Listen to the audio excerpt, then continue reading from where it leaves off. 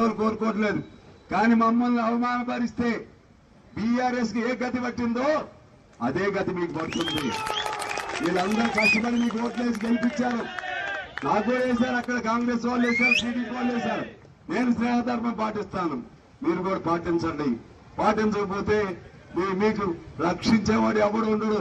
మిమ్మల్ని ఉండాలని మేము కోరుకుంటున్నాం కాంగ్రెస్ ని. ఎందుకంటే బీజేపీ లాంటి మతోన్మాద పార్టీ రాకూడదని మేము కోరుకుంటున్నాం. అందుకని మేము సపోర్ట్ చేశాం. మీ పతనం మీరే రాసుకుంటే, మీ పతనానికి సంబంధించి మీరే దానికి శిలాపలకం తయారు చేసుకుంటే, మీ మీ దాన్ని ఏమంటారు, మీ శ్మశాన వాటికి ఉండదు శవపేటికను మీరే తయారు చేసుకుంటే మేమేమీ చేయలేం. అందుకని చెప్తున్నాను, కమ్యూనిస్టుల్ని వీళ్ళేముందని చిరంజీవి సినిమా డైలో చూసావా, ఒక్కే కదని పీకితే పీక కోస్తామని.